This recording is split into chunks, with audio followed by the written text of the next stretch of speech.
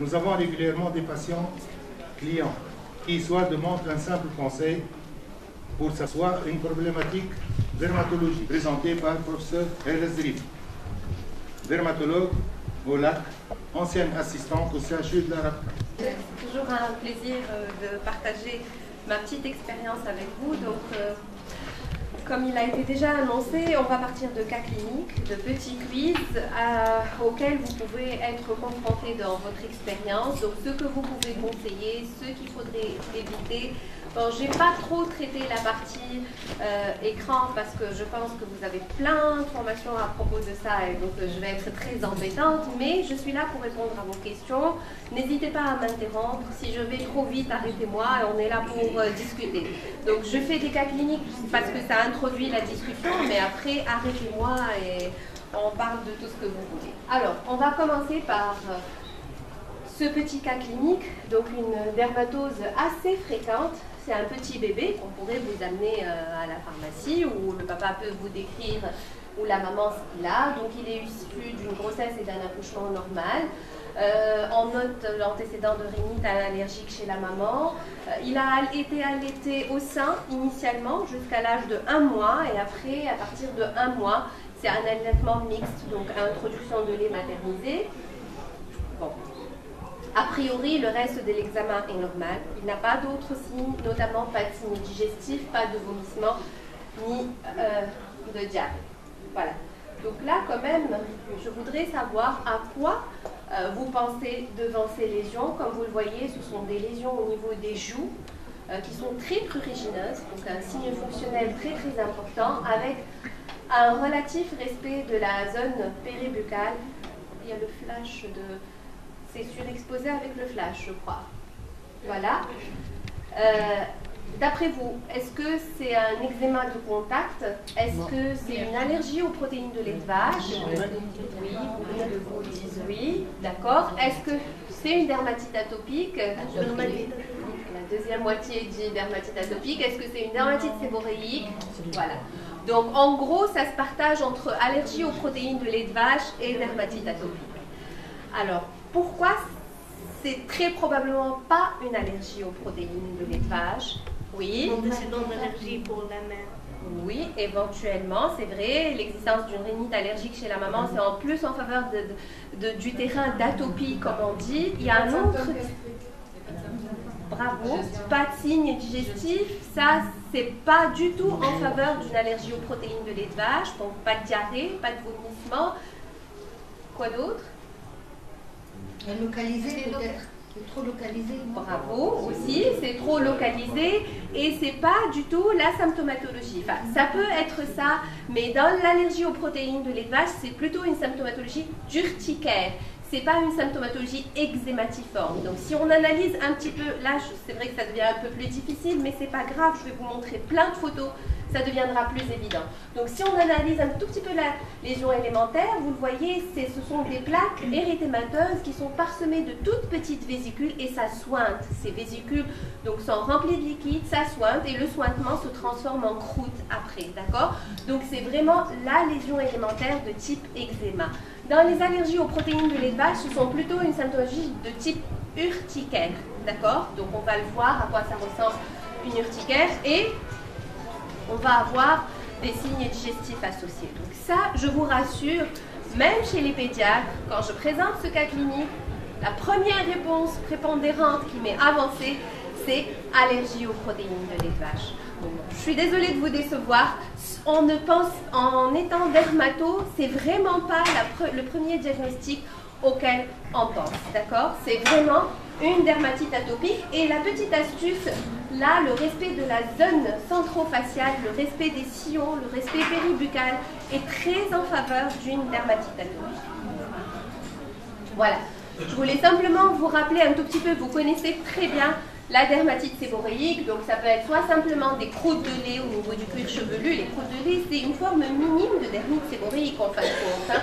Soit carrément des lésions plus étendues, une atteinte qu'on appelle bipolaire, donc atteinte de la tête et du siège, ou carrément étendue au reste du tronc. Donc ce sont des médaillons où on a des croûtes grasses, où on n'a pas tellement de sointement et de plaques eczématiques. Donc ça, c'était juste pour vous montrer le diagnostic différentiel. Alors, en officine, je parle bien en officine, que pouvez-vous conseiller? Un antihistaminique en sirop? Non, d'accord. Un corticoïde topique par voie topique? Non. Un corticoïde, oui, d'accord, on va voir toutes les réponses et après on va se... Une crème émolliente? Oui, bien sûr, c'est unanime. Un gel nettoyant sur gras? Bien évidemment. Un antibiotique topique? Non. Non, pour la simple raison que les lésions ne sont vraiment pas surinfectées. Si elles étaient surinfectées, on aurait eu des croûtes qu'on appelle mélisségriques, des croûtes jaunâtres, on aurait eu du pus, on aurait eu de la fièvre. Donc voilà, c'est pas du tout le cas, les lésions ne sont pas infectées, donc il n'y a pas besoin d'antibiothérapie par voie générale. Donc bravo, toutes les réponses sont juste crème émolliente, gel nettoyant sur gras. Je ne sais pas si vraiment en officine on peut prescrire un corticoïde topique pour un petit nourrisson de cet âge-là. Non, voilà, on est bien d'accord. Donc, en officine, on pourrait prescrire une crème émolliente, un gel nettoyant sur gras, et je pense adresser l'enfant à un médecin pour qu'il soit mis sous corticothérapie locale. Déjà, pour une raison, vérifier que les lésions ne sont pas infectées, parce que mettre un corticoïde sur des lésions infectées, c'est pas tellement sympa. La deuxième raison, c'est aussi choisir le niveau du corticoïde qu'on va prescrire. Voilà. Par contre, vous, officinaux, vous pouvez nous être d'une grande aide, que ce soit pour le médecin ou pour le patient, par rapport à tous les conseils que vous pouvez donner à la maman ou aux parents concernant l'hygiène, concernant l'habillement, etc. du bébé qu'on va voir tout à l'heure. Donc, dermatite atopique, il faut faire la différence entre eczéma de contact et dermatite atopique. On va voir donc un autre cas clinique. C'est une dermatose inflammatoire qui est chronique, on est bien d'accord, c'est-à-dire on arrive à guérir la poussée, mais c'est pas dit que l'enfant ne fera pas d'autres poussées. Donc c'est une dermatose chronique qui évolue par poussée. Heureusement qu'elle est résolutive dans plus de 80% des cas, et cela généralement vers l'âge de 5, 6 ans, 8 ans, ça dépend. À moins qu'on ait un grand contexte d'atopie où on a une maman ou un papa qui a une dermatite atopique jusqu'à l'âge adulte, à ce moment-là, on ne peut pas trop s'avancer et dire aux parents « ne vous inquiétez pas, ça va partir à l'âge de 5-6 ans ». Donc, il faut rechercher toujours des antécédents d'atopie dans la famille ou personnel. Ce petit enfant aurait pu être aussi asthmatique, il aurait pu faire des bronchiolites à répétition. Tout ça nous oriente vers le diagnostic de dermatite atopique. On n'a pas besoin d'examen complémentaire, c'est un diagnostic clinique. Donc, plaque d'eczéma à distribution. Je vais vous montrer la distribution très particulière. Donc, vraiment, c'est typique. Chez le tout petit nourrisson, ça va être les convexités. Donc, comme vous le voyez, comme chez notre bébé, les joues. Respect de la zone centrofaciale.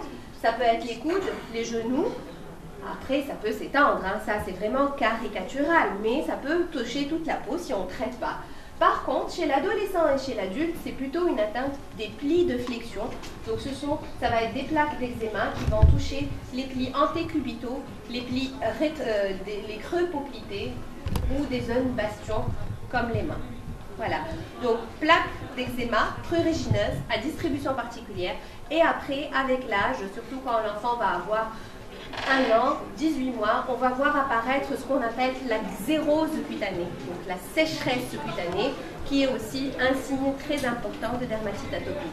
Chez le nouveau-né, généralement, ce signe n'est pas encore très évident, c'est avec l'âge que ça va se... Bienvenue. Pourquoi sommes-nous réunis dans cet atelier dermatologique? Conseil en officine. Nous avons régulièrement des patients, clients, qui soit demandent un simple conseil pour sa peau, comme un écran solaire, dès les beaux jours par exemple, soit une problématique dermatologique. Nous vous proposons de revisiter les bons conseils que nous pouvons dispenser à travers les cas cliniques présentés par le professeur Elezrif, dermatologue au Lac, ancienne assistante au CHU de la RAPTA. Merci, oui. Et les erreurs également à éviter et les risques qui en découlent. Bon atelier, je donne la parole à la professeure. Merci beaucoup. C'est toujours un plaisir de partager ma petite expérience avec vous. Donc, comme il a été déjà annoncé, on va partir de cas cliniques, de petits quiz auxquels vous pouvez être confrontés dans votre expérience. Donc, ce que vous pouvez conseiller, ce qu'il faudrait éviter. Bon, je n'ai pas trop traité la partie écran parce que je pense que vous avez plein d'informations à propos de ça et donc je vais être très embêtante, mais je suis là pour répondre à vos questions. N'hésitez pas à m'interrompre. Si je vais trop vite, arrêtez-moi et on est là pour discuter. Donc, je fais des cas cliniques parce que ça introduit la discussion, mais après, arrêtez-moi et on parle de tout ce que vous voulez. Alors, on va commencer par ce petit cas clinique, donc une dermatose assez fréquente. C'est un petit bébé qu'on pourrait vous amener à la pharmacie où le papa peut vous décrire ou la maman ce qu'il a. Donc il est issu d'une grossesse et d'un accouchement normal. On note l'antécédent de rhinite allergique chez la maman. Il a été allaité au sein initialement jusqu'à l'âge de 1 mois et après, à partir de 1 mois, c'est un allaitement mixte, donc introduction de lait maternisé. Bon. A priori, le reste de l'examen est normal. Il n'a pas d'autres signes, notamment pas de signes digestifs, pas de vomissement, ni de diarrhée. Voilà. Donc là, quand même, je voudrais savoir à quoi vous pensez devant ces lésions. Comme vous le voyez, ce sont des lésions au niveau des joues qui sont très prurigineuses, donc un signe fonctionnel très très important, avec un relatif respect de la zone péribuccale. Il y a le flash de... C'est surexposé avec le flash, je crois. Voilà. D'après vous, est-ce que c'est un eczéma de contact? Est-ce que c'est une allergie aux protéines de lait de vache? Oui, beaucoup de vous disent oui. D'accord. Est-ce que c'est une dermatite atopique? La deuxième moitié dit dermatite atopique. Est-ce que c'est une dermatite séboréique? Voilà. Donc, en gros, ça se partage entre allergie aux protéines de lait de vache et dermatite atopique. Alors, pourquoi c'est très probablement pas une allergie aux protéines de lait de vache? Oui. Antécédent d'allergie pour la mère. Oui, éventuellement, c'est vrai. L'existence d'une rhinite allergique chez la maman, c'est en plus en faveur du terrain d'atopie, comme on dit. Il y a un autre... Bravo. Pas de signe digestif. Ça, c'est pas du tout en faveur d'une allergie aux protéines de lait de vache. Donc, pas de diarrhée, pas de vomissement. Quoi d'autre? Localisé peut-être. C'est trop localisé. Bravo aussi, c'est trop localisé et c'est pas du tout la symptomatologie. Enfin, ça peut être ça, mais dans l'allergie aux protéines de lait de vache, c'est plutôt une symptomatologie d'urticaire. C'est pas une symptomatologie eczématiforme. Donc si on analyse un petit peu, là c'est vrai que ça devient un peu plus difficile, mais c'est pas grave, je vais vous montrer plein de photos, ça deviendra plus évident. Donc si on analyse un tout petit peu la lésion élémentaire, vous le voyez, ce sont des plaques érythémateuses qui sont parsemées de toutes petites vésicules et ça sointe. Ces vésicules donc sont remplies de liquide, ça sointe et le sointement se transforme en croûte après, d'accord? Donc c'est vraiment la lésion élémentaire de type eczéma.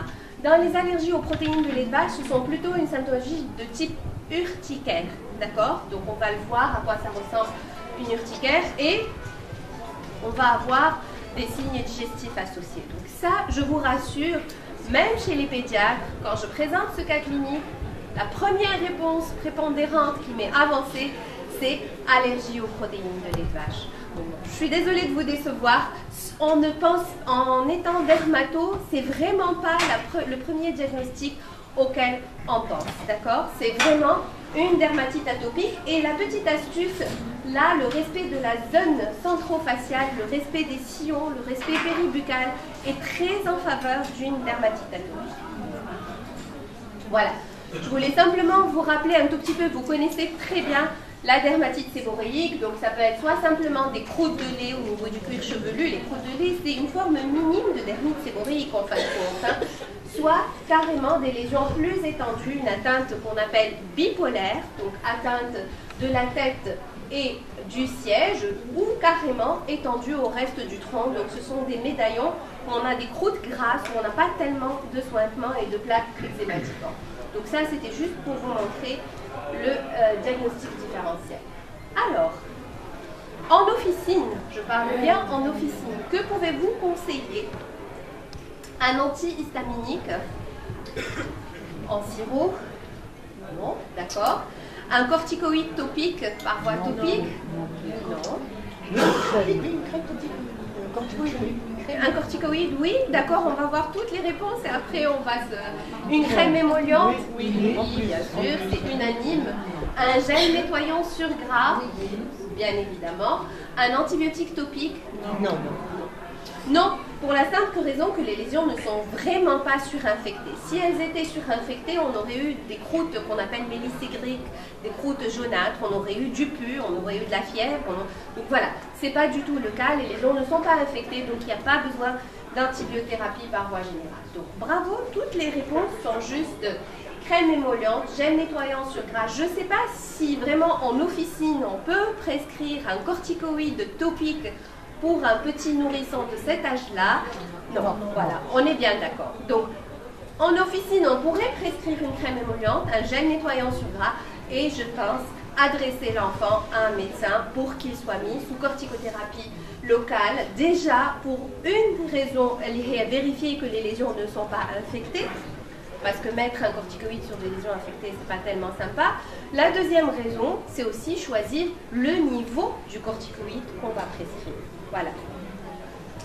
Par contre, vous, officinaux, vous pouvez nous être d'une grande aide, que ce soit pour le médecin ou pour le patient, par rapport à tous les conseils que vous pouvez donner à la maman ou aux parents concernant l'hygiène, concernant l'habillement, etc.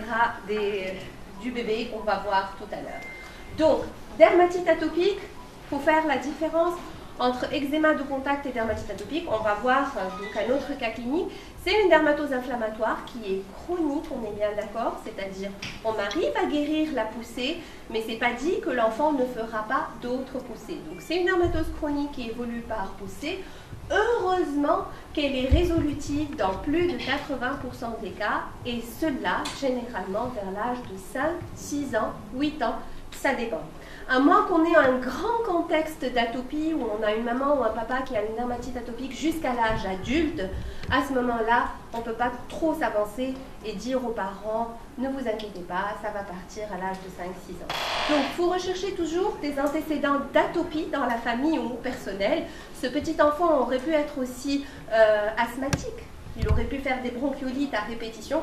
Tout ça nous oriente vers le diagnostic de dermatite atopique. On n'a pas besoin d'examen complémentaire, c'est un diagnostic clinique. Donc, plaque d'eczéma à distribution. Je vais vous montrer la distribution très particulière. Donc, vraiment, c'est typique. Chez le tout petit nourrisson, ça va être les convexités. Donc, comme vous le voyez, comme chez notre bébé, les joues. Respect de la zone centrofaciale. Ça peut être les coudes, les genoux. Après, ça peut s'étendre, hein. Ça c'est vraiment caricatural, mais ça peut toucher toute la peau si on ne traite pas. Par contre, chez l'adolescent et chez l'adulte, c'est plutôt une atteinte des plis de flexion. Donc ça va être des plaques d'eczéma qui vont toucher les plis antécubitaux, les plis, les creux poplités ou des zones bastions comme les mains. Voilà, donc plaques d'eczéma prurigineuses à distribution particulière, et après, avec l'âge, surtout quand l'enfant va avoir 1 an, 18 mois, on va voir apparaître ce qu'on appelle la xérose cutanée, donc la sécheresse cutanée, qui est aussi un signe très important de dermatite atopique. Chez le nouveau-né, généralement, ce signe n'est pas encore très évident, c'est avec l'âge que ça va se... Bienvenue. Pourquoi sommes-nous réunis dans cet atelier dermatologique? Conseil en officine. Nous avons régulièrement des patients, clients, qui soit demandent un simple conseil pour sa peau, comme un écran solaire, dès les beaux jours par exemple, soit une problématique dermatologique. Nous vous proposons de revisiter les bons conseils que nous pouvons dispenser à travers les cas cliniques présentés par le professeur Elezrif, dermatologue au Lac, ancienne assistante au CHU de la RAPCA. Merci, oui. Et les erreurs également à éviter et les risques qui en découlent. Bon atelier, je donne la parole à professeur. Merci beaucoup. C'est toujours un plaisir de partager ma petite expérience avec vous. Donc, Comme il a été déjà annoncé, on va partir de cas cliniques, de petits quiz auxquels vous pouvez être confrontés dans votre expérience. Donc, ce que vous pouvez conseiller, ce qu'il faudrait éviter. Bon, je n'ai pas trop traité la partie écran parce que je pense que vous avez plein d'informations à propos de ça et donc je vais être très embêtante, mais je suis là pour répondre à vos questions. N'hésitez pas à m'interrompre. Si je vais trop vite, arrêtez-moi et on est là pour discuter. Donc, je fais des cas cliniques parce que ça introduit la discussion, mais après, arrêtez-moi et on parle de tout ce que vous voulez. Alors, on va commencer par ce petit cas clinique, donc une dermatose assez fréquente. C'est un petit bébé qu'on pourrait vous amener à la pharmacie où le papa peut vous décrire ou la maman ce qu'il a. Donc il est issu d'une grossesse et d'un accouchement normal. On note l'antécédent de rhinite allergique chez la maman. Il a été allaité au sein initialement jusqu'à l'âge de 1 mois et après, à partir de 1 mois, c'est un allaitement mixte, donc introduction de lait maternisé. Bon. A priori, le reste de l'examen est normal. Il n'a pas d'autres signes, notamment pas de signes digestifs, pas de vomissement, ni de diarrhée. Voilà. Donc là, quand même, je voudrais savoir à quoi vous pensez devant ces lésions. Comme vous le voyez, ce sont des lésions au niveau des joues qui sont très prurigineuses, donc un signe fonctionnel très très important, avec un relatif respect de la zone péribuccale. Il y a le flash de... C'est surexposé avec le flash, je crois. Voilà. D'après vous, est-ce que c'est un eczéma de contact? Est-ce que c'est une allergie aux protéines de lait de vache? Oui, beaucoup de vous disent oui. D'accord. Est-ce que c'est une dermatite atopique? La deuxième moitié dit dermatite atopique. Est-ce que c'est une dermatite séboréique? Voilà. Donc, en gros, ça se partage entre allergie aux protéines de lait de vache et dermatite atopique. Alors, pourquoi c'est très probablement pas une allergie aux protéines de lait de vache? Oui. Antécédent d'allergie pour la mère. Oui, éventuellement, c'est vrai. L'existence d'une rhinite allergique chez la maman, c'est en plus en faveur du terrain d'atopie, comme on dit. Il y a un autre... Bravo. Pas de signe digestif. Ça, c'est pas du tout en faveur d'une allergie aux protéines de lait de vache. Donc, pas de diarrhée, pas de vomissement. Quoi d'autre? Localisé peut-être. C'est trop localisé. Bravo aussi, c'est trop localisé et c'est pas du tout la symptomatologie. Enfin, ça peut être ça, mais dans l'allergie aux protéines de lait de vache, c'est plutôt une symptomatologie d'urticaire. C'est pas une symptomatologie eczématiforme. Donc si on analyse un petit peu, là c'est vrai que ça devient un peu plus difficile, mais c'est pas grave, je vais vous montrer plein de photos, ça deviendra plus évident. Donc si on analyse un tout petit peu la lésion élémentaire, vous le voyez, ce sont des plaques érythémateuses qui sont parsemées de toutes petites vésicules et ça sointe. Ces vésicules donc sont remplies de liquide, ça sointe et le sointement se transforme en croûte après, d'accord? Donc c'est vraiment la lésion élémentaire de type eczéma. Dans les allergies aux protéines de lait de vache, ce sont plutôt une symptomatologie de type urticaire, d'accord? Donc on va le voir à quoi ça ressemble une urticaire et on va avoir des signes digestifs associés. Donc ça, je vous rassure, même chez les pédiatres, quand je présente ce cas clinique, la première réponse prépondérante qui m'est avancée, c'est allergie aux protéines de lait de vache. Donc, je suis désolée de vous décevoir. On ne pense, en étant dermato, c'est vraiment pas le premier diagnostic auquel on pense, d'accord? C'est vraiment une dermatite atopique. Et la petite astuce, là, le respect de la zone centrofaciale, le respect des sillons, le respect péribuccal est très en faveur d'une dermatite atopique. Voilà. Je voulais simplement vous rappeler un tout petit peu, vous connaissez très bien la dermatite séboréique, donc ça peut être soit simplement des croûtes de lait au niveau du cuir chevelu. Les croûtes de lait, c'est une forme minime de dermite séboréique en fin de compte, hein. Soit carrément des lésions plus étendues, une atteinte qu'on appelle bipolaire, donc atteinte de la tête et du siège, ou carrément étendue au reste du tronc. Donc ce sont des médaillons où on a des croûtes grasses, où on n'a pas tellement de soignement et de là qui devrait être. Alors, comment on va traiter cette dermatite atopique? Et bien, comme l'évolution de la maladie, comme je vous ai dit, on a le traitement d'attaque, qui est la lutte contre l'inflammation, et le traitement d'entretien, en fin de compte, qui est la lutte contre la sécheresse de la peau, et surtout toutes les règles d'hygiène qu'on va avancer. Alors, en quoi vous aussi, officinaux, vous pouvez nous aider. On va prescrire un dermocorticoïde à ce bébé, c'est sûr. Et au niveau du visage aussi, c'est sûr. Là, la grande tendance actuellement, c'est de dire de bien taper, taper fort et court. Donc on ne va pas donner un tout petit dermocorticoïde, genre pommade hydrocortisone ou Locapred. On va aller vers un niveau plus fort. Donc un niveau 3, genre Locatop, Dermozone, Fluderm, etc. et compagnie. D'accord? Donc, à quoi on est confronté dans notre pratique quotidienne, surtout nous, dermatopédiatres, qui avons appris à prescrire les dermocorticoïdes et à bien les prescrire, c'est la corticophobie. Alors, il y a la corticophobie des parents, il y a la corticophobie de vous, officinaux, pharmaciens, et il y a aussi la corticophobie du médecin de famille. Parce qu'on nous a appris ça. Parce que depuis qu'on est au banc de la fac, on n'a pas arrêté de nous dire pas de corticoïdes, attention aux effets secondaires des corticoïdes, ne prescrivent. Voilà. Donc, ce qu'il faut savoir, une corticothérapie de niveau 3 qui va durer 7 jours, voire 10 jours, voire 12 jours, n'aura aucun effet secondaire sur la peau de ce bébé. On n'est pas, moi, ce que je dis toujours aux parents, c'est qu'on n'est pas en train de prescrire des corticoïdes par voie orale. Et puis, même une corticothérapie par voie orale, quand elle est bien indiquée et quand elle est à sa place, elle ne pose aucun problème, d'accord? Donc le plus important, c'est d'éviter l'automédication, oui, ça c'est sûr, mais parfois, moi, ça m'est arrivé en prescrivant donc un corticoïde chez un nourrisson, j'ai des retours de la part du parent qui me dit, il y a le pharmacien, ou là, le préparateur en pharmacie, attention, vous êtes sûr, corticoïde, vous allez mettre ça sur le visage? Oui, corticoïde, on est sûr, on va mettre ça sur le visage, voilà. Donc ça, c'est quand même, ça reste une nouveauté. En matière de dermatite atopique, avant, on disait des niveaux très faibles, on comptait le nombre de tubes, donc comme vous voyez marqué ici sur la diapo, 15 à 30 grammes par mois chez les moins de 2 ans, mais on n'arrive jamais à cette dose-là. Donc, de toutes les façons, il faut dire aux parents, allez-y, mettez le dermocorticoïde, ne soyez pas économe.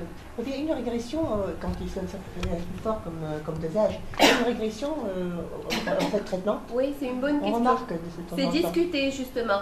Il y a une famille de dermatopédiatres qui vous disent non, ça elle ne sert à rien, cette dégression donc lente de prescrire tous les jours, un jour sur 2, un jour sur 3. Il y a d'autres familles de dermatopédiatres qui vous disent non, oui, c'est bien, pourquoi pas.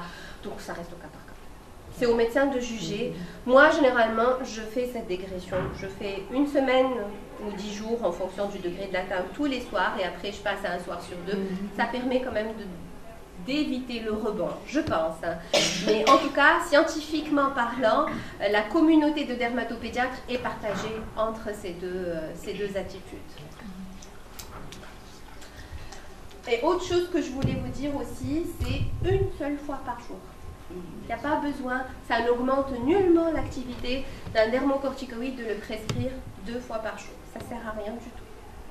Il a une bonne demi-vie, il va persister 24 heures au niveau de la peau, donc 1 seule fois par jour, c'est largement suffisant. Alors, le seul truc auquel on devrait faire attention quand même, c'est de mettre des dermocorticoïdes sous les couches, donc au niveau du siège, chez le nourrisson, et sur les paupières où vraiment la peau est fine et où on peut avoir plus d'effets secondaires et une pénétration plus importante. C'est tout. Ce sont vraiment les 2 principales contraintes, mais sinon, même quand on a une atteinte des paupières, il suffit d'en appliquer sur les joues, on a une activité par diffusion, c'est pas la peine d'en mettre sur la paupière et tout rentre dans l'ordre, surtout si on renforce l'hydratation et on utilise un agent émollient, tout va bien. Juste pour vous dire qu'il y a aussi le protopique. Ça peut vous arriver de voir des ordonnances comme ça. C'est un inhibiteur de la calcinurine, c'est le tacrolimus. Chez l'enfant, on va utiliser le 0,03%. Chez l'adulte, maintenant, c'est disponible en Tunisie, moyennant une lettre confidentielle. C'est disponible à la pharmacie centrale, je ne sais pas comment on s'appelle ça, une délivrance commande ferme. Voilà, c'est disponible. Donc, on a le 0,1% qui est réservé à l'adulte, d'accord? Qu'on utilise pour une dermatite atopique, pour un vitiligo, mais en sachant que l'AMM n'est là que pour la dermatite atopique, pas pour le vitiligo. Mais on l'utilise quand même. Voilà. Donc c'est surtout si on a une contre-indication à l'utilisation des corticoïdes, si on a une DA qui est résistante ou bien qui va être corticodépendante, donc on arrête et ça reprend, on arrête et ça reprend. Donc voilà, on peut passer aux inhibiteurs de la calcineurie qui ont l'avantage de ne pas avoir les effets secondaires des corticoïdes topiques tels que l'atrophie cutanée ou l'apparition d'une hypertrichose ou une peau très fine ou bien des télangiectasies ou bien des vergetures. Tout ça, on l'a pas avec le protopique. Alors, votre rôle va être là. Vous allez nous aider beaucoup et aider le patient. Donc, en le conseillant et en répétant, parce qu'on a beau tout expliquer lors de la première consultation aux parents, la moitié de ce qu'on a dit est oublié. La maman est affolée, sa crainte, c'est le visage de son bébé, donc elle ne va pas retenir tout ce qu'on peut lui dire. Et vous pouvez nous aider, donc justement, en répétant ces conseils aux parents. Donc l'hydratation est très importante, parce qu'en fin de compte, on a montré que la dermatite atopique, c'est une anomalie du ciment interkératinocytaire. Donc c'est une peau qui est un peu défaillante et qui va faire pénétrer les allergènes, et donc ça fait qu'on développe des lésions d'eczéma. Donc si on hydrate cette peau, on va améliorer ce ciment entre les kératinocytes, entre les cellules de la peau, et forcément, on va diminuer peut-être le nombre de poussées ou espacer les poussées, et on va améliorer le confort de l'enfant ou de l'adulte, parce qu'une peau sèche, c'est une peau qui gratte beaucoup. Alors, il y en a plein sur le marché, bien sûr. Et surtout, il faut éviter les facteurs de dessèchement cutané. Donc, des recommandations générales, pas de bain trop chaud. Donc, généralement, les parents vont mettre 36 ou 37. C'est beaucoup pour un atopique. Il faut 33 à 34. Normalement, une chambre pas trop chauffée non plus. La chaleur, c'est pas bien du tout pour les atopiques. Il faut utiliser, comme on l'a dit depuis tout à l'heure, et vous l'avez si bien dit, un gel sur gras ou un savon ou un pain sur gras. Donc il n'y aura pas de parfum, il n'y aura pas de conservateur, etc. Il faut conseiller aussi à la maman de ne pas mettre des vêtements en laine ou en synthétique à son enfant. Éviter le contact avec la poussière. Donc quand elle nettoie la chambre, moi je leur dis toujours de nettoyer avec un chiffon humide ou avec une serpillière humide, donc pas à sec.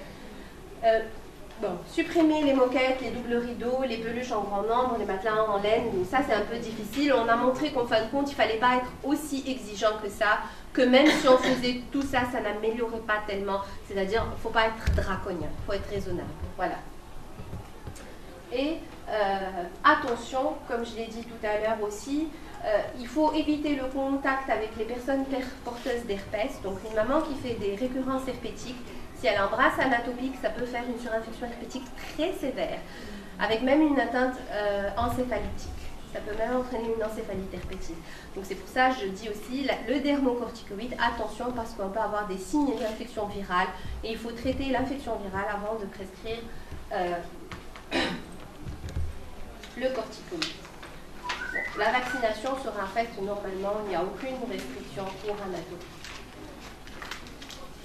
Alors, ça c'est une fillette de 4 ans qui a ses lésions qui évoluent depuis 3 jours, que vous voyez bien ici, qui suivent très bien le hapous qu'elle a fait il y a 8 jours.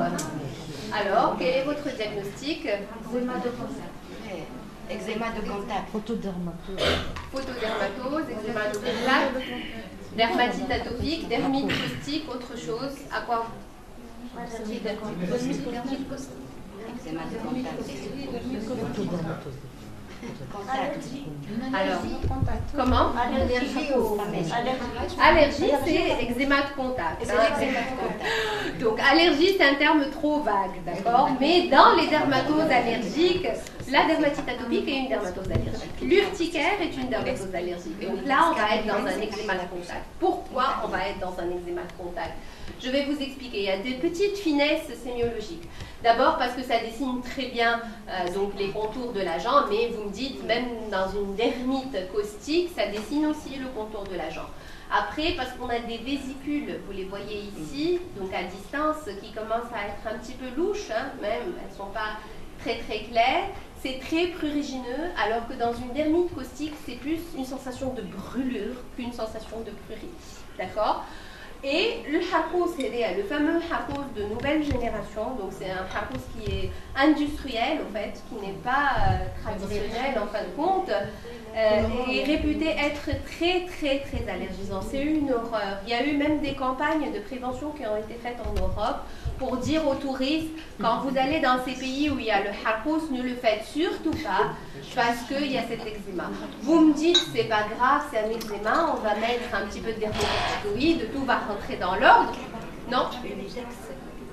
Il y a des allergies croisées. Donc il y a un agent qui est appelé PPDA dans ce fameux hakous et on a des allergies croisées. Ce PPDA, il existe même dans les colorants des tissus, donc dans les jeans, dans les colorants des chaussures. Donc quand on fait une allergie al hakous, après on va faire plein d'autres allergies.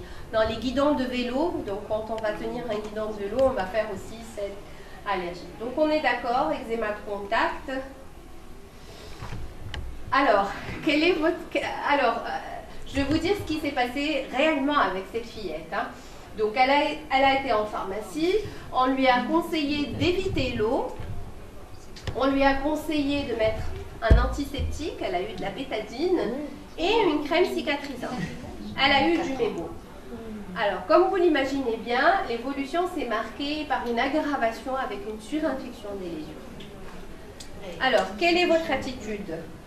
Injection Midex. Non, du tout. Il n'y a pas le droit. Il n'y a pas le droit. ضربة واحدة. Raka, يتنحى كل شيء. d'accord. Qu'est-ce qu'il propose autre chose? Calme, d'accord. Et un hydratant. Bravo. Non, pas d'injection de corticoïdes. Vous avez eu peut-être de la chance. Il n'y a pas besoin d'injecter un corticoïde. Il suffit de mettre un dermocorticoïde et tout rentre dans l'ordre. Un bon, pas qu'après des pommades hydrocortisone. Un bon dermocorticoïde et tout rentre dans l'ordre. Pourquoi on préfère éviter les corticoïdes par voie générale, que ce soit par voie orale ou par voie injectable? Parce qu'on a très souvent des phénomènes de rebond à l'arrêt et que ça ne sert à rien. Les effets secondaires d'un corticoïde par voie injectable sont beaucoup plus importants que les effets secondaires d'un corticoïde par voie locale topique et qu'un corticoïde topique marche très bien dans ce genre de cas. Donc, non, je suis désolée, c'est pas la bonne attitude. C'est pas du tout.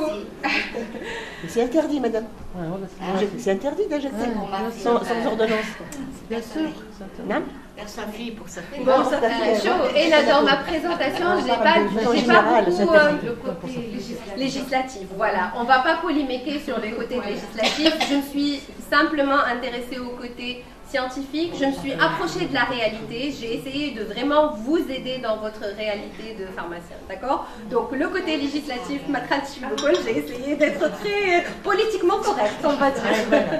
Voilà. Donc, idéalement, il aurait fallu, je pense, adresser l'enfant à un médecin qui va prescrire un dermocorticoïde. Si vous avez le courage, je ne sais pas si vous avez le droit ou pas, je pense que non, de prescrire un dermocorticoïde, allez-y, si vous êtes sûr que ce n'est pas surinfecté. Mais sinon, idéalement, ça ne sert à rien de donner une crème cicatrisante, ça ne fera rien. La bétadine, c'est aussi une catastrophe parce que c'est hyper allergisant. Et la grande catastrophe, encore plus, c'est l'éviction de l'eau. Bravo. L'eau, c'est génial pour la peau, c'est génial pour les dermatoses. Il faut dire aux gens de laver leur peau, de se laver. Ça ne pose aucun problème pour nous dermatologues, pour les lésions dermatologiques. Même si on a un ulcère de jambe, une partie du traitement, c'est de laver l'ulcère à grande eau. Il y a une seule condition, c'est de bien sécher après, voilà, pour éviter la macération et la surinfection, c'est tout. Mais l'eau, au contraire, il y a eu des études très sérieuses, là, des études comparatives, qui ont montré que dans les dermatoses infectieuses, donc dans l'impétigo ou dans les résipelles, etc., le fait de faire un bain quotidien accélère la guérison. Donc ils ont pris 2 groupes contrôle, 2 grands groupes, et c'était une étude très sérieuse qui a été faite par la SAPS, et ils ont montré que le fait de prendre des bains quotidiens, ça accélère la guérison par rapport aux groupes qui ne prenaient pas de bains. Voilà. C'est aussi le cas pour les escarres, par exemple? Oui. Pour le premier. Ou sérum physiologique, en fonction comment est l'état du patient qui est devant vous, mais le fait de le doucher, c'est-à-dire, c'est pas la peine de le faire tous les jours, mais on va pas se dire, on va éviter de doucher le patient parce qu'il a l'escar ou quoi que ce soit. Pour le premier antiseptique, c'est l'eau, parce que le grand nettoyage, on élimine le maximum. C'est la première étape. Exactement. C'est une action mécanique aussi. Oui, voilà. Le fait de mettre le jet de douche sur la peau, voilà, sur la peau lésée ou même sur la peau normale, ça va nous enlever une grande partie des bactéries. Exactement, parfaitement. Sinon, un autre antiseptique, non? C'est pas la peine, franchement. Si vous avez en face de vous des gens qui ont une hygiène correcte et qui vont vraiment vous écouter, parce que je peux vous assurer, vous pouvez très bien dire au patient, là où il n'y a aucun problème, lavez-vous, mais séchez-vous bien, après vous être lavé, il ne va pas se laver. Ça, je vous le garantis. Vous pouvez lui dire en étant sûr de vous, etc., une maîtrise de ce que vous dites, il ne va pas vous écouter. Donc, si vous êtes face à un patient qui a une bonne hygiène, une hygiène correcte, il n'y a même pas besoin de prescrire un antiseptique. Il faut prescrire un corticoïde topique et une crème hydratante pour améliorer le confort, pour enlever les croûtes qui vont se former. La crème va décaper. Il n'y a même pas besoin de prescrire une crème antibiotique. Si on a envie de décaper des croûtes, on va les décaper avec une crème hydratante, de la vaseline, du Dexéril, enfin il y en a plein, d'accord? Ou une crème cicatrisante. Mais ça, de préférence le soir, le corticoïde. Oui. Le soir, le corticoïde. D'abord pour améliorer le confort du patient. Pardon? Il y a une photosensibilité en plus. Oui, avec certains corticoïdes, les corticoïdes fluorés, il y a une photosensibilité. Et en plus, la deuxième raison, c'est pour que, par exemple, là, c'est au niveau de la main. Donc, le soir, elle ne va pas se laver ses mains. On aura au moins 12 heures d'activité sans qu'elle n'ait enlevé le... Et ça améliore le confort, ça va diminuer le prurit. Donc, elle dormira mieux. Ou il dormira mieux. Voilà, donc l'eczéma, c'est une réaction à un agent extérieur, pas comme dans la dermatite atopique, on a dit qu'il n'y avait aucun agent extérieur, on ne sait pas pourquoi c'est là. Ça dessine les limites de l'agent responsable. Ça, c'est juste pour vous montrer quelques photos. Là, c'est le nickel, donc la montre. Là, c'est le bouton du jean. Là, c'est probablement une teinture de chaussure. C'est pas tellement le cuir, mais c'est plutôt la teinture de la chaussure. Et là, c'est le fameux PPD, le paraphényldiamine dont je vous ai parlé. Donc, il est présent non seulement dans le harpout, mais en plus dans plein d'autres... Il a même été présent dans certains filtres solaires. Et là, ça a été banni, donc on ne met plus l'acide para-aminobenzoïque dans les filtres solaires. Ça a fait une grosse polémique il y a une dizaine ou une quinzaine d'années, mais là, maintenant, on ne le met plus. Juste pour la beauté de la photo, donc le diagnostic se fait par les patch tests. Donc on a une batterie standard, donc les agents les plus allergisants. Et là, si on suspecte vraiment quelque chose de bien particulier, on va tester que le nickel, voilà, que le caton, comme ici, et on aura une belle réaction d'eczéma. Donc vous le voyez, des vésicules et un prurit, d'accord? Alors, toujours dans la pédiatrie, mais ne vous inquiétez pas, il y a des adultes aussi. Donc c'est un petit garçon de 6 ans qui depuis 3 ans est fait de manière récidivante, généralement vers le printemps-été, comme ça, des lésions au niveau des membres, comme vous les voyez ici. Je ne sais pas si vous voulez que je vous décrive. Allez, je vais vous décrire. Donc ce sont des lésions papuleuses, centrées par une petite croûte et qui sont très prurigineuses. Donc au niveau des zones découvertes, il en a quelques-unes au visage, il en a au membre sup, au membre inférieur, ici quand même au niveau du tronc quelques-unes. Quel est votre diagnostic? Non, le début commence par péribuccal. Oui, c'est bien, c'est juste ça. Est-ce que c'est un impétigo? Est-ce que c'est un prurigo? Est-ce que c'est un psoriasis? Est-ce que c'est une dermatite atopique? Ah, grand Un pétigo, vous êtes tous d'accord? Non, je suis pas d'accord. Je vais vous montrer une photo d'un pétigo où ça va être caricatural. Donc, comme l'a si bien dit madame, l'impétigo, généralement, il commence en péribuccal. On a ce qu'on appelle cette fameuse croûte mélicérique. Je suis désolée, il y a certaines couleurs qui ne sortent pas bien. Donc là, j'ai mis un pitigo et là, c'est psoriasis. Hein, on est bien d'accord. Hein.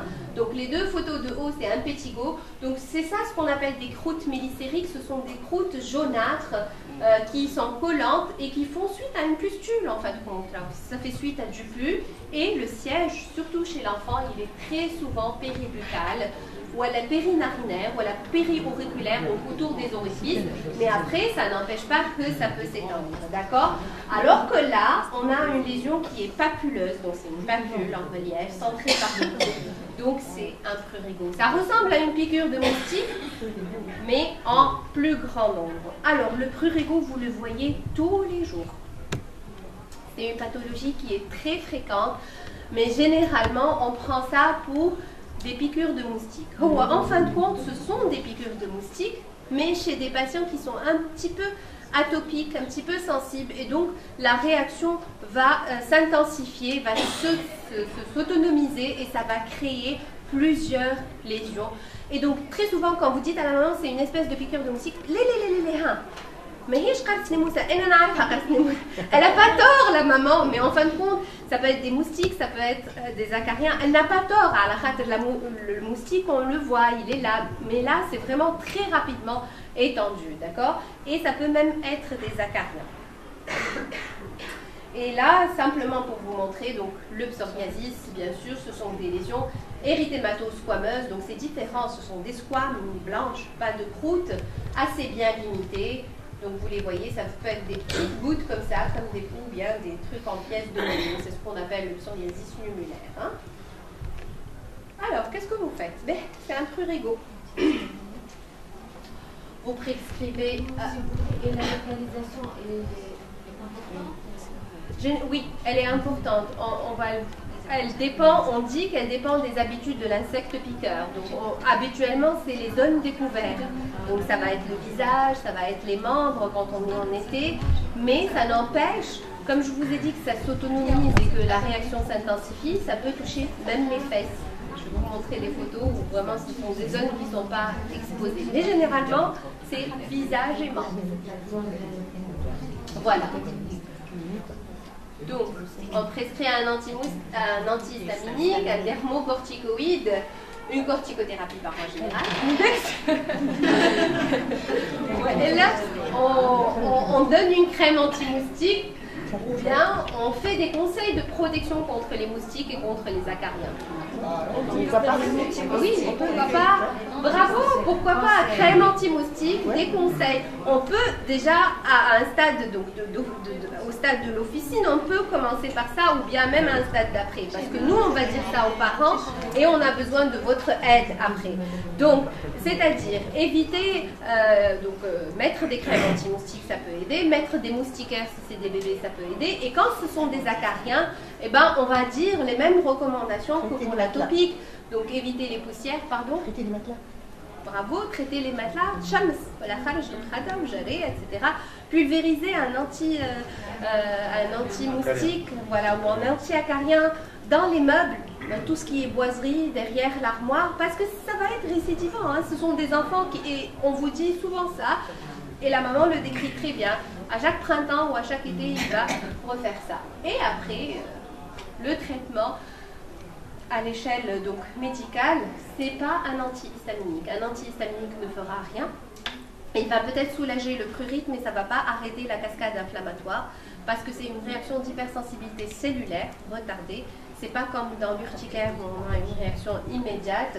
Donc ça ne va pas être physiopathologique, l'antihistaminique.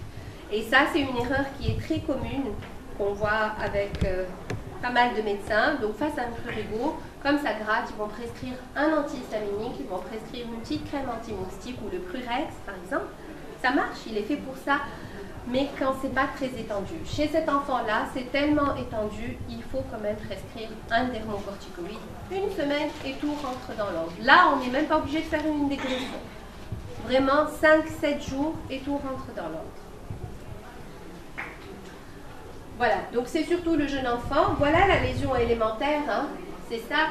Donc c'est une papule, c'est une lésion en relief qui est centrée par une petite vésicule. qu'on ne voit pas souvent. Hein. C'est difficile d'avoir parce qu'elle est rapidement excoriée par le patient. Ça le gratte tellement qu'il va excorier la vésicule et ça va faire une croûte. Ça peut être parfois même bulleux, tellement la réaction inflammatoire est intense, on peut avoir des bulles. Et comme j'ai dit, ça peut toucher même les fesses, mais c'est généralement le visage et les membres. On passe aux adultes. Alors ça, c'est quelque chose que vous voyez des centaines de fois chez vous. C'est une patiente âgée de 41 ans qui a eu 3 grossesses, 3 enfants, qui a une contraception par stérilet et qui présente ces lésions des joues et du front qui évoluent depuis 5 ans. Quel est votre diagnostic? Là, je ne vais pas vous faire des propositions, vous connaissez très bien. Parfait. Masque de grossesse ou mélasma ou cloasma, bien sûr, c'est évident, vous le voyez, ce sont des plaques brunes déchiquetées du front, ici aussi au niveau des joues et même au niveau de la lèvre supérieure. Alors, parmi les éléments suivants, d'après vous, quels sont ceux qui sont considérés comme étant des facteurs aggravants de mélasma ou de masque de grossesse?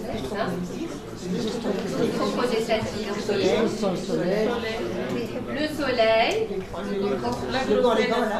le gant de crin, oui, bravo. La grossesse, oui. Tout, le tabac aussi. Le tabac, cette fois-ci, on va le discriminer. Pour une fois, il n'est pas responsable. Il n'aggrave pas, il n'entraîne pas. Pour une fois. Alors, bon, voilà, cette fois-ci, on le laisse tranquille. Comme vous dites, donc, tout ce qui est hormonal, la grossesse, donc l'excès d'hormones, justement, œstroprogestatives, on va voir tout à l'heure le soleil. Moi, je dis toujours à mes patientes, le soleil est votre ennemi. Parce que c'est peut-être pas lui qui provoque les lésions, mais en tout cas, il va faire foncer, ça va aggraver les lésions, elles vont gagner une demi-teinte à chaque été. D'accord? Alors, que faut-il faire? Je parle en officine, hein, d'accord? Ou qu'est-ce que, face à une patiente comme ça, elle vient vous dire, conseillez-moi une crème, qu'est-ce que je dois faire? Dites-moi ce que je fais.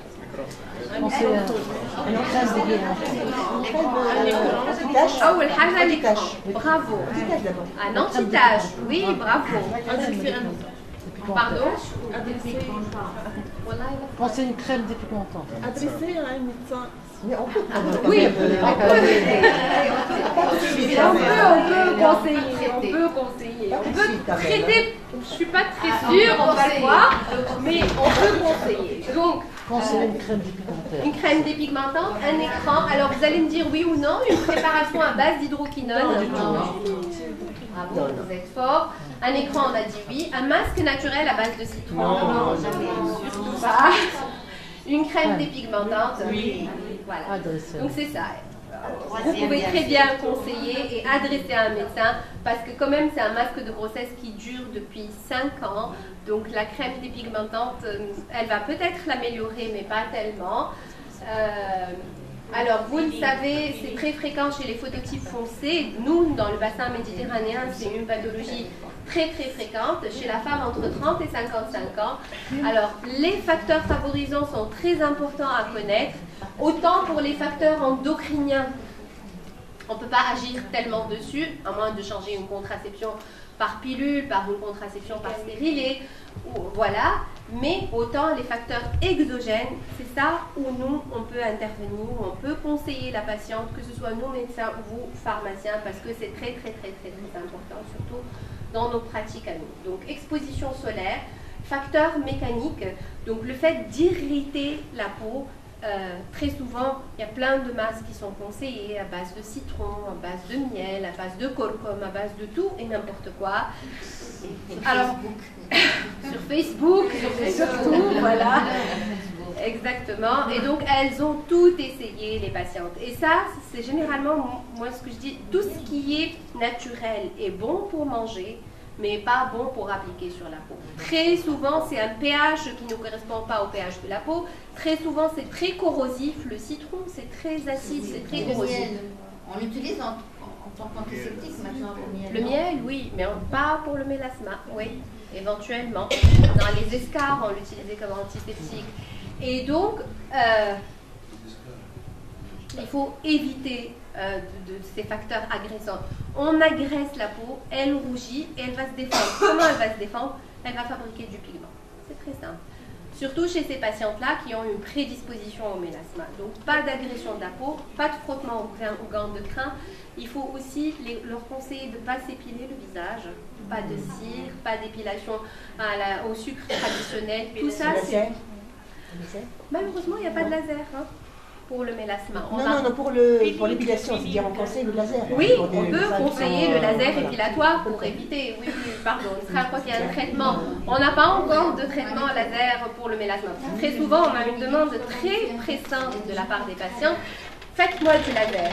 C'est très difficile de traiter un mélasma. Il faut d'emblée annoncer ça à la patiente, dire que c'est quelque chose qui s'est installé sur plusieurs années, donc dans le traitement va aussi demander 1 ou 2 années au moins.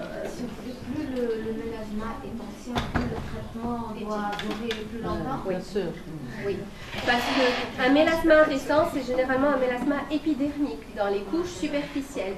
Un mélasma vieux, plus le mélasma est vieux, plus le pigment va descendre dans le derme et plus ça devient difficile de traiter. Lorsque l'adresse au médecin, qu'est-ce qu'il va donner en plus? Je vais vous dire. Alors, il va donner en plus, bon, tout ça, on a déjà dit. Donc, comment on va traiter? Protection solaire, ça c'est en facteur, bien sûr. Diminuer les frictions mécaniques, on en a parlé. Éviter les cosmétiques parfumés aussi, parce que tout ce qui est parfumé agresse la peau et forcément, on va avoir une hyperpigmentation. Bon, atteindre la fin d'une grossesse avant de traiter, ou arrêter les contraceptifs, les oestroprogestatifs avant de traiter. Quand même, pendant la grossesse, on peut donner un dépigmentant cosmétique qui est permis et dire à la patiente de se protéger du soleil. Et on va avoir des traitements dépigmentants pharmacologiques. Le traitement de référence, c'est la fameuse hydroquinone, la préparation à l'hydroquinone. Merci. Alors, la préparation à l'hydroquinone, c'est un traitement magique, mais c'est aussi un traitement fourbe, c'est un traitement très traître. Rebond, voilà, il y a des rebonds pigmentaires. Donc, d'abord, la préparation doit être très stable, bien faite. On ne fait pas une préparation n'importe comment. Bon, malheureusement, moi, je ne suis pas très... On va laisser tomber le micro. Ça va, vous m'entendez? Il n'y a pas besoin de... Donc, moi, je ne suis pas très spécialiste des préparations magistrales. Je n'ai pas une formation pour ça, mais en tout cas, il y a des registres qui existent, donc, où on parle très bien de la préparation à base d'hydroquinone. Ce qui est sûr, le plus important, c'est de bien peser donc, les constituants, mais aussi l'excipient est très très important. L'excipient est très très important parce que il faut que ce soit une préparation stable. Il ne faut pas qu'elle soit... qu'elle s'oxyde, exactement. C'est une préparation qui est facilement oxydable. Donc déjà, on doit la conserver de la lumière. La stabilité, elle varie de 30 jours jusqu'à 3 mois. Donc ça, c'est un site qui est vraiment très bien, où on détaille exactement comment on fait donc, les préparations. Donc on va avoir le trio de Kingman, ce fameux trio qui contient l'hydroquinone principalement. Ça va contenir la trétinoïne qui est un agent kératolytique. Il va décaper les couches superficielles de l'épiderme. Et donc forcément, quand on enlève les couches superficielles de l'épiderme, on va enlever la pigmentation avec ces couches de l'épiderme. C'est l'acide rétinoïque. C'est l'acide rétinoïque, parfaitement. C'est exactement la même chose. Et on a de l'acétate de dexaméthasone. Là, les corticoïdes topiques sont aussi des pigmentants. Mais attention, en petite quantité et pas seules. Vous voyez les femmes africaines, surtout les femmes dans le 20e arrondissement de Paris, les femmes africaines en Afrique, elles sont toutes tachetées de blanc ou elles ont plein de taches trop bizarres sur le visage parce qu'elles utilisent les dermocorticoïdes pour se dépigmenter. D'accord? Donc il faut vraiment bien respecter les dosages pour ne pas tomber dans les effets secondaires. Alors, autre chose, l'hydroquinone est photosensibilisante. Déjà, nous, on va irriter un peu la peau avec la trétinoïne. L'hydroquinone elle-même est un peu irritante. Et en plus, c'est photosensibilisant. Donc, En Europe, il est préconisé de la mettre 2 fois par jour, mais hors de question pour nous en Tunisie. Hein. Déjà, une fois le soir et encore. Hein. Et pas maintenant, surtout pas en été. Et moi, je pense... Pardon? Il faut laver le visage le matin. Oui, il faut se laver le visage le matin, oui. Et il faut surtout que ce soit une patiente compliante. Honnêtement, on ne peut pas mettre tout et n'importe qui sous préparation à l'hydroquinone. Il faut bien choisir ses patientes. Il faut vraiment qu'il y ait un contrat entre le médecin et la patiente. Ça va être un traitement qui est long et il faut absolument faire un arrêt progressif dans ce cas-là, parce que sinon, à coup sûr, ça va être le rebond pigmentaire. Tous les soirs, qu'est-ce qui se passe? Elle va mettre tous les soirs, elle va avoir une amélioration spectaculaire. Au bout de 1 mois ou 1 mois et demi, paf, elle va arrêter son traitement et c'est le rebond pigmentaire. D'accord? Donc ça, il faut l'expliquer, le verbaliser, le dire à la patiente pour que on ne tombe pas dans ce genre de situation. Alors, j'ai dit, hydroquinone, c'est irritant. On peut aussi observer une petite hyperpigmentation en début de traitement. Ça, c'est assez fréquent parce qu'il va y avoir une élimination du pigment, donc vers les couches superficielles de l'épiderme. Donc la peau va paraître plus foncée, mais ça ne nous inquiète pas. C'est un effet qui est transitoire et qui va partir. Donc si on a une irritation, on irrite la peau, qu'est-ce qu'on va avoir? Une hyperpigmentation post-inflammatoire. Et c'est aussi difficile à traiter qu'un mélasme. Donc il faut vraiment mettre des petites quantités. Des fois, vous donnez le tube à la patiente, il ne faut pas la mettre dans un pot, il faut la mettre dans un tube. J'ai oublié de vous le dire, parce qu'elle s'oxyde au contact de l'air, au contact de la lumière, donc il faut la mettre dans un tube. Oui, on peut aussi. Et donc, je disais, on donne le tube à la patiente, elle va se tartiner le visage et c'est la catastrophe. Donc, il vaut mieux dire aussi l'équivalent d'un petit pois, l'équivalent d'une petite noisette, l'équivalent en fonction du degré d'atteinte. Et il faut le mettre que sur les taches pour éviter justement cette irritation. Et la catastrophe, c'est ça. C'est une dépigmentation en confetti. Et là, je peux vous assurer que c'est quelque chose de définitif et d'irréversible. C'est foutu. On peut pas, il n'y a pas de retour en arrière après ça.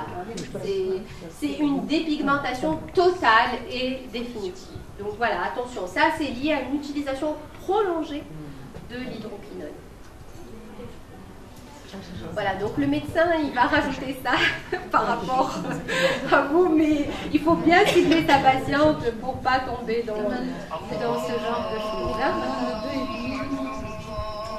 Bon, là, je voulais juste attirer votre attention. Tout ce qui est pigmentation au niveau du visage n'est pas forcément un mélasme. Hein. Donc ça, c'est une petite fille de 18 ans. Elle a certes cette hyperpigmentation quand vous la regardez de face, mais si on remarque bien, c'est une hyperpigmentation qui est périorbitaire. Si on examine ses mains, c'est une hyperpigmentation au niveau des plis de flexion, donc des mains. Et si on l'interroge encore plus, cette patiente est aussi asthénique. Donc peut-être quand elle va venir en officine, elle va vous dire « ces taches me dérangent ». C'est une jeune fille, elle a 18 ans, elle va être gênée par ces taches. Donc, on peut lui donner un traitement dépigmentant, mais bon, c'est pas un mélasme, c'est une insuffisance, c'est une maladie d'Addison, c'est une insuffisance surrénalienne, hein, d'accord? Je ne vais pas détailler, parce qu'on n'a pas beaucoup de temps, ça ne sert à rien. On passe à un autre cas clinique. Donc, c'est bon pour le mélasme. Vous avez d'autres questions? Le taux de réussite, alors, on te pousse tout le monde. Le taux de réussite, très bonne question. Alors, je n'ai pas de statistiques exactes. Par contre, quand on est face à une patiente compliante qui va vraiment se protéger du soleil et qui va appliquer ce qu'on fait, on donne un traitement à base d'hydroquinone sur 3 à 6 mois. On arrête progressivement. Donc on va le commencer en hiver, on va arriver à l'été. Ce qu'on va faire, on va faire le relais par un traitement dépigmentant cosmétique, un sérum dépigmentant cosmétique ou un sérum à base de vitamine C et une photoprotection. On arrive à maintenir les résultats. On n'a pas de gomme pour effacer, mais on éclaircit tellement le mélasme qu'il devient quasiment invisible. Mais le dilemme, c'est de maintenir ce résultat. Et comment le maintenir? C'est en évitant la protection, donc en prescrivant un écran et en conseillant surtout une photoprotection vestimentaire, d'accord? Un chapeau, un grand chapeau, surtout en été. Un contrôle médical aussi. Comment? Un contrôle médical, un suivi médical. Exactement, exactement. Moi, c'est ce que je leur dis c'est un contrat pour de longues années. Il n'y a pas de gomme magique. Enfin, ça coûte cher. Oui. Est-ce que c'est surtout les Méditerranéens qui ont ça, ce problème-là dans le... Ouais. Les Hispaniques et les Méditerranéennes. Les pommades. Les pommades.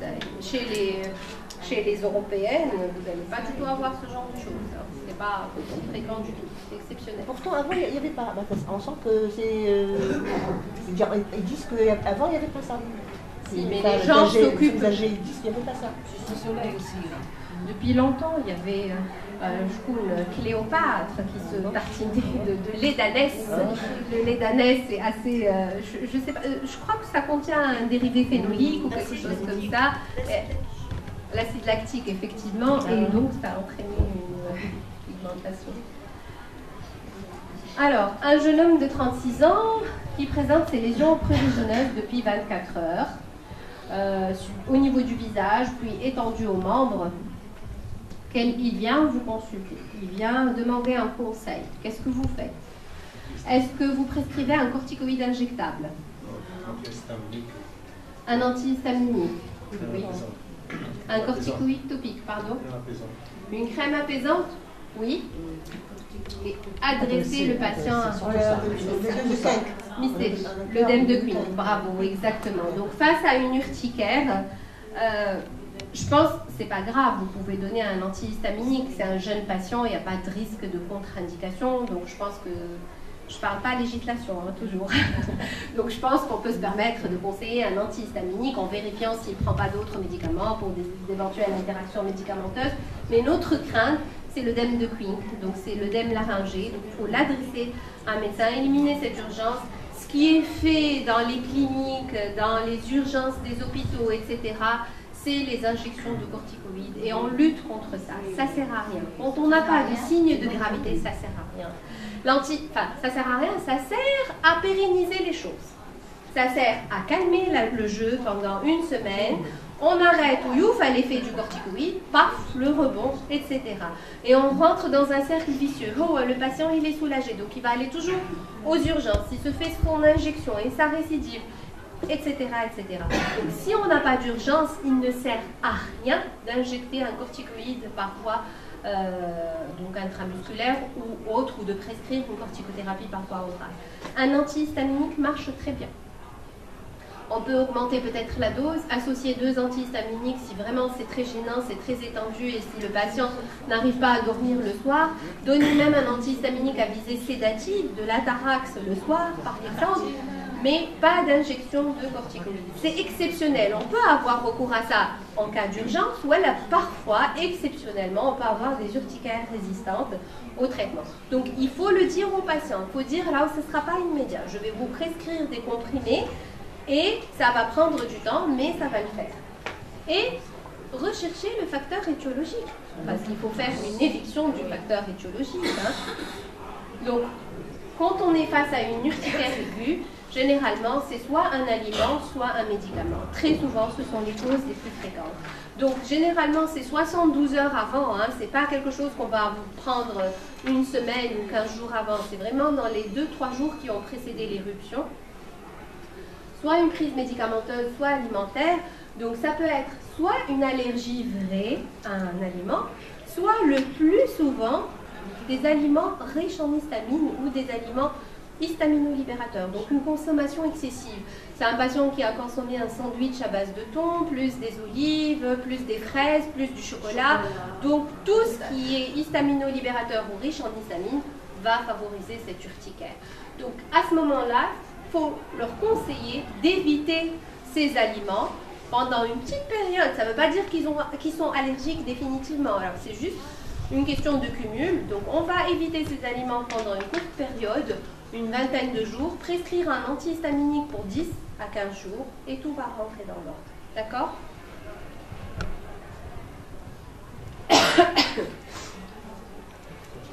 Un autre patient âgé de 53 ans qui vient vous demander conseil pour ses lésions du pied qui évoluent depuis 5 mois. Elles sont prurigineuses et il a même une atteinte des espaces interorteils. Que faites-vous? Pardon? Vous conseillez une crème antifongique? On va voir.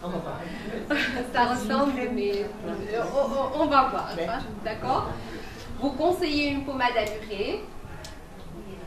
Vous prescrivez un antifongique par voie orale. Non, quand même pas d'antifongique par voie orale en officine, non? Quand même. Un corticoïde topique? Non. Mais vous adressez à un médecin? Oui. Bon, j'ai triché un peu. J'ai triché un peu parce que c'est pas une dyshydrose. Ça ressemble à une dyshydrose, mais si on examine correctement le patient, donc on voit que les lésions atteignent surtout la voûte plantaire. On voit que c'est une lésion qui est assez bien limitée quand même, qui est très squameuse, comme vous le voyez ici aussi, qui n'est pas sointante du tout. C'est une lésion qui est sèche et qui touche aussi les paumes des mains au niveau des éminences hypothénaires. C'est un psoriasis. Bravo, c'est un psoriasis. Hein. C'est un psoriasis palmoplantaire, d'accord? Donc voilà. Ça peut être les coudes et les genoux, mais chez le patient de cet âge-là, ça peut être les cheveux. On peut avoir donc une atteinte primitive des pommes et des plantes. Donc tout ce qui est atteinte plantaire, squameuse ou interorteil n'est pas forcément... Bon, après, c'est pas grave si vous avez prescrit un antifongique. Si ça ne va pas faire de bien, ça ne fera pas de mal, mais le patient ne guérira pas. Donc simplement pour vous dire que... Est-ce que c'est une localisation spéciale ou ça peut commencer par les coudes, par les genoux oui. Et puis ça et après on a une atteinte palmoplantaire. Oui. C'est pas spécialement. Ça peut toucher les autres parties. Tout peut se voir dans le psoriasis. On peut avoir l'atteinte cutanée du cuir chevelu isolé, une atteinte alvéole isolée. On peut avoir tout associé. Tout est possible. Toutes les combinaisons possibles. Tout ce qui est possible et imaginable peut se voir dans le psoriasis.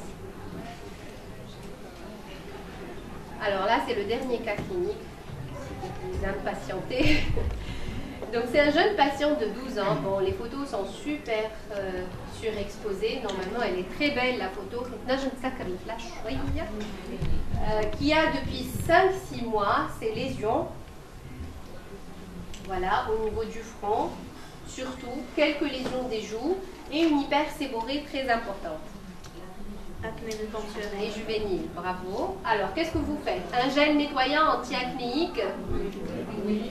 Vous conseillez une antibiothérapie à base de doxycycline par voie orale? En officine? Doxycycline? C'est Vibra, c'est photosensibilisant, c'est lourd quand même comme traitement. On va avoir de grosses choses après. Hein. Enfin, bon. Vous le faites en votre âme et conscience, mais je trouve quand même Doxy, c'est pas très anodin comme on parle bien comprimé. Hein. Oui, le médecin, bien sûr, en officine. Hein. Alors, un gel anti-acnéique, une antibiothérapie locale, oui, ça sert absolument à rien du tout. Non. Ça marche les refluides, oui. Pas une antibiothérapie. ça marche. Je l'avais utilisé dans le c'est un antibiotique. Mais je parlais antibiothérapie dans le sens infectieuse. Ça marche très bien, oui, mais une crème cosmétique anti-acnéique, oui. Si, justement. Il a 12 ans, ce petit, n'oubliez pas. Hein. Il a 12 ans. Si on va commencer maintenant à prescrire de la doxy, si on va commencer, qu'est-ce qu'on va prescrire après? Il faut être sûr que la dentition chez ce petit soit complète. Hein. On a une anomalie de la coloration des dents, donc doxycycline, attention. C'est une toute petite acné quand même. Hein. Donc, le message que je voulais faire passer, pourquoi je me suis un petit peu rébutée par rapport à l'antibiothérapie. Alors, on va le faire oralement, ça sera plus simple. Donc, le Primomovins dans l'acné juvénile ou l'acné vulgaire, comme on l'appelle, c'est l'hyperséborrhée. D'accord? Donc l'enfant ou l'adolescent ou le prépubère va passer par une phase de perturbation androgénique qui va avoir une hyperséborrhée. on a une hyperséborrhée, on va avoir une accumulation de sébum, on va avoir une hyperkératinisation, donc elle est impliquée Propionibacterium acnes. Donc c'est bien de prescrire un antibiotique local, mais ce n'est pas suffisant. Donc dans les nouvelles recommandations qui ont été publiées, quand on va voir les médicaments, on va trouver le rétinoïde topique, il existe sur toute la ligne, quel que soit le stade donc, de progression de l'acné. Donc ça, c'est très important à faire expliquer, que ce soit dans l'acné juvénile ou dans l'acné de la femme adulte, l'acné tardive, qu'on appelle tardive. En fait, le problème, c'est l'hyperséborrhée. Donc, c'est bien beau de donner de l'isotrétinoïne, ça va gérer l'hyperséborrhée, tout va rentrer dans l'ordre, le cure acné, voilà, le décutant, tout va rentrer dans l'ordre. Ça va durer 1 an, 2 ans, on a arrêté, l'hyperséborrhée va reprendre, l'acné va reprendre.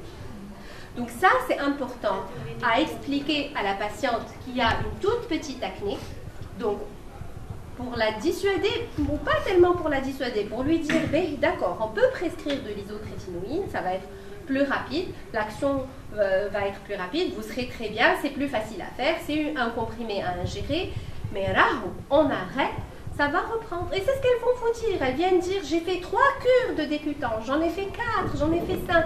Si on lui explique ça, et si on lui dit que le rétinoïde topique va empêcher cette hyperséborrhée. Et si on prescrit une crème hydratante pour qu'elle puisse supporter ce rétinoïde topique, et si on lui indique la quantité à mettre, on va lui dire un petit poids.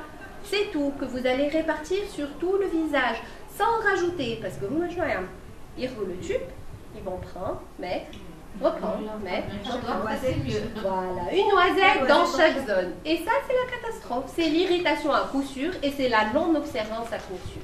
Donc, si on prend le temps d'expliquer à la patiente et de lui dire comment il faut appliquer le traitement, appliquer une crème hydratante, tout rentre dans l'ordre. Et elle sera compliante et elle va s'améliorer et on aura fait un traitement de relais. Je ne dis pas qu'il ne faut pas prescrire le cure acné ou le décutant, bien sûr qu'on va le prescrire.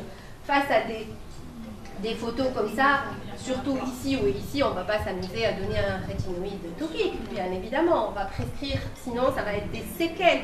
Ah, pourquoi on prescrit d'ailleurs le rétinoïde par voie orale? C'est pour éviter l'extension de l'acné et éviter les cicatrices qui sont après très très très difficiles à traiter, tout simplement. Mais on sait très bien qu'une acné de l'adolescent ou de l'adolescente, elle va guérir avec la disparition des perturbations hormonales, tout va rentrer dans l'ordre, mais à quel prix? Donc c'est pour ça que je vous ai dit, chez ce petit garçon qui a 12 ans, honnêtement, même au cabinet, je ne prescrirai pas de rétinoïde topique.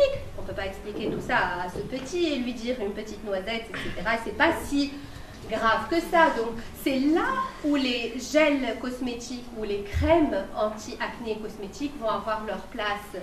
Ça va marcher. S'ils le mettent, ça va marcher, mais il faut le prescrire aussi au long cours. On va lui dire... Le soufre, les savons soufflés. Ça coûte cher. Le rôle des savons soufflés. Oui, ça coûte cher. C'est vrai. Je ne sais pas si vraiment le rôle a été tant que ça prouvé que ça donne un effet, honnêtement.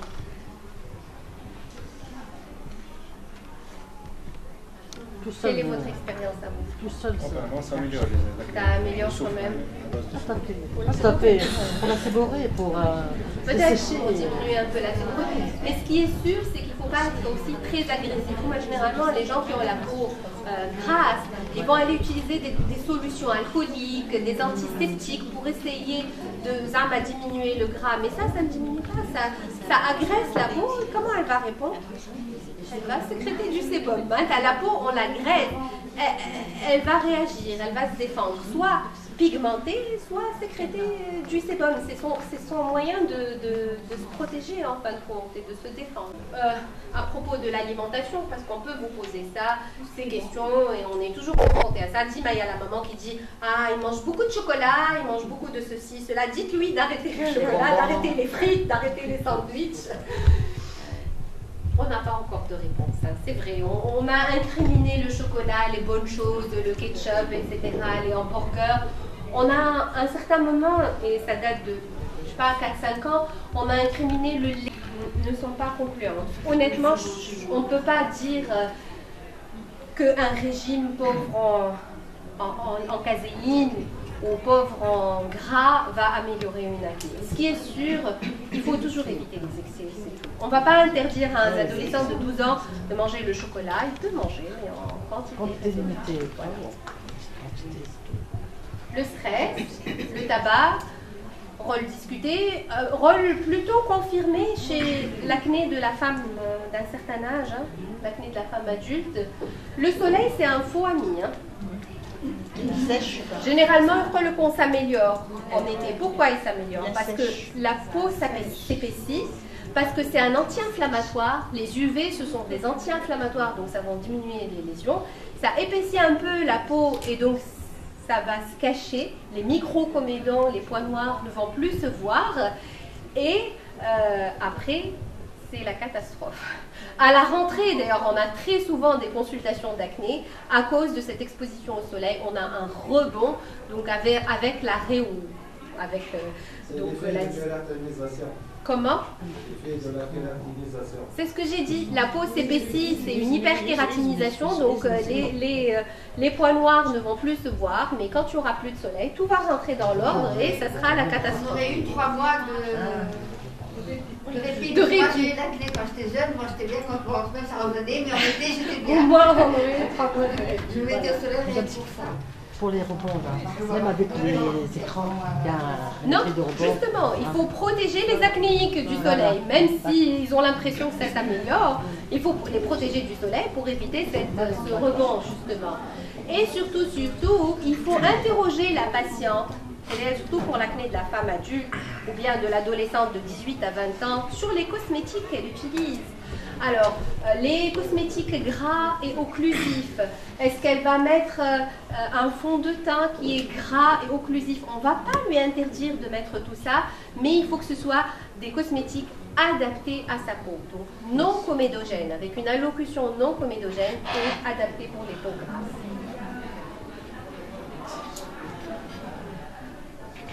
Voilà, là on va passer juste pour vous montrer les lésions rétentionnelles. Donc c'est ça, c'est le point noir, le fameux, les microkystes. Et le point noir, c'est la bombe à retardement de l'acné. C'est le point noir qui devient en fin de compte lésion inflammatoire papulopustuleuse, comme je vous ai expliqué. Hein. Il y a une inflammation et ça fait qu'on a comme ça des lésions inflammatoires. Le siège, on va passer. Bon, je n'ai pas du tout détaillé tout ce qui est traitement, vous le savez. Il y a les cyclines, il y a l'isotrétinomine. Le rétinoïde topique, en fin de compte, est très très très important. On peut prescrire aussi une antibiothérapie locale par dalacine ou par érythromycine, blandamycine ou érythromycine. Ça permet quand même de faire tasser les choses plus rapidement. Mais si on veut une action au long terme, il faut prescrire le rétinoïde topique. Hein. Voilà. Votre rôle à vous et notre rôle à nous, c'est de conseiller le patient par rapport à son hygiène. Donc une toilette quotidienne, c'est important. Le nettoyage est très important. Donc il faut se laver la peau matin et soir. Si le patient prend un traitement à base d'isotrétinomine qui est déjà desséchant et agressif, on va lui conseiller plutôt un savon doux, un surgras, pas un savon spécifique contre l'acné, parce que généralement, les gels spécifiques de l'acné contiennent des AHA, donc ils sont eux-mêmes déjà un peu décapants. Donc si on va prescrire un rétinoïde topique ou de l'isotrétinoïne par voie générale, il faut plutôt préférer un surgras, genre pour la dermatite atopique. Par contre, si c'est le petit adolescent chez qui on va donner un actif cosmétique, c'est à ce moment-là qu'on va donner un gel spécifique pour l'acné et donc ça va l'améliorer encore plus. Alors, les produits alcoolisés et antiseptiques, comme j'ai dit, sont déconseillés. Il y en a qui vont se tartiner d'alcool pour le visage à la pratique, ça va les améliorer. Donc, le maquillage et les produits de camouflage sont possibles, ils sont autorisés, mais il faut simplement qu'ils soient adaptés aux peaux acnéiques. Il ne faut surtout ne pas manipuler les lésions. Une lésion manipulée laissera une cicatrice à coup sûr. Une lésion qui n'est pas manipulée peut guérir sans laisser de cicatrice. Les médecins, les dermatologues le font. C'est pas une manipulation. Alors, il faut ce qu'on appelle, c'est un terme très joli et très scientifique, soit nettoyage de peau, c'est le terme courant, soit ça s'appelle de la microchirurgie, figurez-vous, parce que ce qu'on fait, nous, dermatos, c'est qu'on perce d'abord le point noir avant de l'extraire. Mais ce que fait la patiente ou l'esthéticienne, c'est de l'extraire directement sans le percer. Donc nous, on est atraumatique, généralement. D'accord? Quand vous savez quelqu'un... Voilà, pas tellement. Un petit peu rougi, mais ça disparaît au bout de 1 à 2 heures, généralement, quand on fait les choses. Mais justement, par exemple, avant de prescrire un traitement par isotrétinoïne par voie générale, dans les recommandations de l'ARSAPS, ça, c'est pas des choses que je dis, c'est toute la communauté scientifique qui dit, il est préférable de faire un nettoyage de peau avant d'instaurer le traitement. Comme je vous ai dit, le point noir, c'est la bombe à retardement de l'acné. Donc, si on enlève le point noir, on va accélérer. Ça ne veut pas dire qu'on va guérir l'acné, mais on va accélérer les choses. Donc, cette microchirurgie ou ce nettoyage de peau est très important. Et on n'aime pas beaucoup le faire. Hein. C'est très barbant et c'est très désagréable, mais il est très important pour le patient, à condition qu'il soit atraumatique. Après, il y a une récidive, hein, il y a tous les boutons qui sortent. Parce que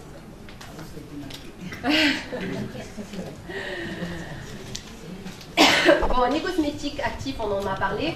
On a dit en période pré-pubertaire, aux premières apparitions de comédons, on peut s'aider des cosmétiques actifs quand même, ils ont leur place. Hein. D'accord? Voilà, là aussi, il faut annoncer aux patients que le traitement médicamenteux est long, qu'il va entraîner des traitements, il va alterner des traitements d'attaque et des traitements d'entretien. Donc, si on est dans l'acné juvénile, c'est jusqu'à ce qu'on couvre la phase pubertaire. Si on est dans l'acné tardive de la femme adulte, eh ben, ce sera un traitement d'entretien à vie, quasiment. Hein, jusqu'à ce que les hormones changent ou jusqu'à ce qu'elle rentre dans la période périménopausique où peut-être ce gras et cette hyperséborrhée va beaucoup diminuer. Un rétinoïde une fois par semaine, c'est super. Pour l'acné de la femme hein, d'âge mûr. Hein. Je pense que j'ai fini. Si vous avez d'autres questions, je vous remercie pour votre effort, pour tout ce que vous avez fait. Je remercie tous les confrères et consoeurs qui ont assisté à cet atelier fort intéressant. Et au nom du Conseil régional d'ordre des pharmaciens de Varena, je vous offre un modeste souvenir. C'est gentil. Voilà. Pour votre disponibilité, pour vos efforts. Voilà. Merci beaucoup. Voilà. Merci beaucoup.